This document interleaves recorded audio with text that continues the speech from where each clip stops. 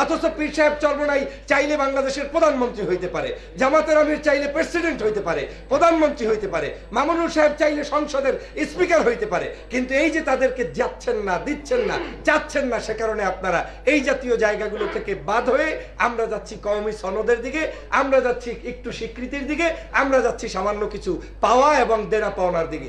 আমি মনে করি ওই জায়গা থেকে আমাদেরকে বৃহত্তর স্বার্থে ঐক্যবদ্ধ হতে হবে। তাতে আপনার ইমামগিরিও থাকবে, মুয়াজ্জিনগিরিও থাকবে, কওমি মাদ্রাসাও থাকবে, আলিয়াও থাকবে, ইসলামী আন্দোলনও থাকবে, দলও থাকবে, আবার সংসদও আপনারা কাঁপাতে পারবেন। আসলে আমাকে সময় দেওয়ার জন্যই আমি কৃতজ্ঞতা পোষণ করছি।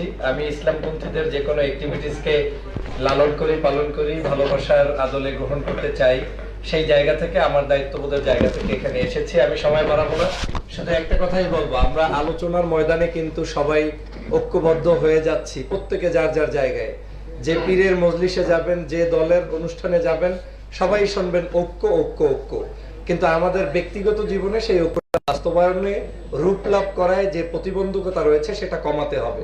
যেমন আপনি তখনই সফল হবেন যখন বুঝবেন যে চরমোনাইয়ের ওইখানে যদি জামাতের আমির যায় আর গেলে যদি কোনো বামপন্থীরা কষ্ট পায়, বুঝবেন আপনার ঐক্য সফলতার দিকে যাচ্ছে।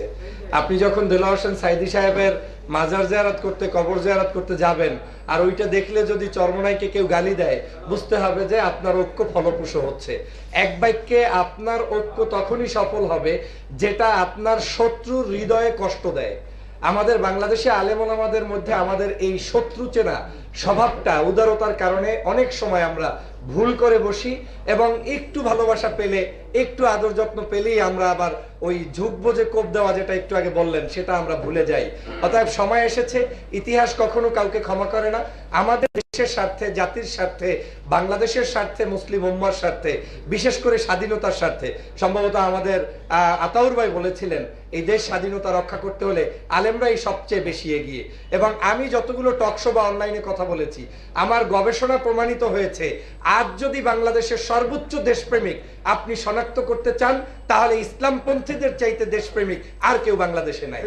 আর যদি দেশকে বিক্রি করার কোনো লোক পান, যারা একটু চাঁদাবাজিতে, একটু সন্ত্রাসীতে, একটু দুই নাম্বারিতে, একটু রয়ের এজেন্ট, ভিন্ন দেশের এজেন্টগিরি করবে, টাকার কাছে বিক্রি হবে, একমাত্র ইসলামপন্থী দল ছাড়া বাকি সবাইকে আপনি সন্দেহের তালিকায় রাখতে পারেন। এর মানে এই নয় যে সবাই জড়িত, কিন্তু আমরা আনুপাক্ষিকভাবে বলতে পারি যে এই জায়গাটা ইসলামপন্থীরা এগিয়ে। অর্থাৎ দেশ রক্ষার স্বার্থে আমাদের এক হতে হবে, জাতির স্বার্থে এক হতে হবে, আপনাদের স্বার্থেও এক হতে হবে। আমি শেষ করছি 1 মিনিটে। সেটা হচ্ছে, আপনি যদি ঐক্যবদ্ধ হন, এই ঐক্যবদ্ধ হওয়ার পরেও আপনার পিছে পিছে কিন্তু ওই লোকগুলো ঘুরবে, আর অনৈক্য থাকলেও ঘুরবে।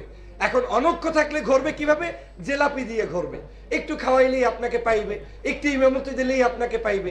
অথচ আপনি বিসিএস ক্যাডারের যোগ্যতা রাখেন, অথচ আপনি পার্লামেন্টে যাওয়ার যোগ্যতা রাখেন, অথচ পীর সাহেব চরমোনাই চাইলে বাংলাদেশের প্রধানমন্ত্রী হইতে পারে, জামাতের আমির চাইলে প্রেসিডেন্ট হইতে পারে, প্রধানমন্ত্রী হইতে পারে, মামুনুল সাহেব চাইলে সংসদের স্পিকার হইতে পারে। কিন্তু এই যে তাদেরকে যাচ্ছেন না, দিচ্ছেন না, চাচ্ছেন না, সে কারণে আপনারা এই জাতীয় জায়গাগুলো থেকে বাদ হয়ে আমরা যাচ্ছি কওমি সনদের দিকে, আমরা যাচ্ছি একটু স্বীকৃতির দিকে, আমরা যাচ্ছি সামান্য কিছু পাওয়া এবং দেনা পাওনার দিকে। আমি মনে করি ওই জায়গা থেকে আমাদেরকে বৃহত্তর স্বার্থে ঐক্যবদ্ধ হতে হবে। তাতে আপনার ইমামগিরিও থাকবে, মুয়াজ্জিনগিরিও থাকবে, কওমি মাদ্রাসাও থাকবে, আলিয়াও থাকবে, ইসলামী আন্দোলনও থাকবে, দলও থাকবে, আবার সংসদও আপনারা কাঁপাতে পারবেন। অতএব আসুন আমরা সবাই মিলে একটা কাজ করি, যে যে দলেরই হন না কেন, আপনার একটাই ভীষণ থাকুক, এইবার আর কোনো কিছু ইস্যু টিস্যু লাগবে না।